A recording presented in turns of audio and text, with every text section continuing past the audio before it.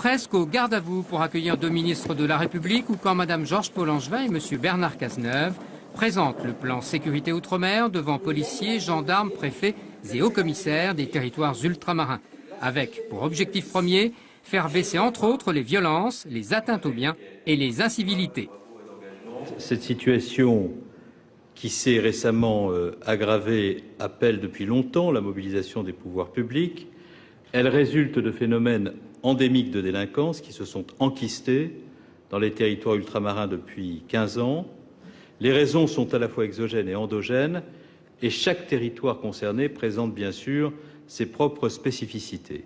Côte à côte, les deux ministres ont donc présenté pas moins de 22 mesures. La plus importante probablement, l'augmentation des effectifs des forces de l'ordre, tous services confondus, et ce d'ici à la fin de l'année. 433 hommes et femmes qui rejoindront ainsi les territoires d'outre-mer, certains d'entre eux étant affectés à la lutte contre le terrorisme. Mais il y a dans les outre-mer des phénomènes de radicalisation.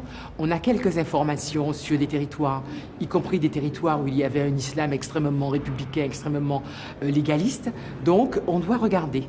Mais c'est surtout l'idée est de dépister les populations à risque, les jeunes à risque, et de faire un encadrement qui soit un encadrement régulier.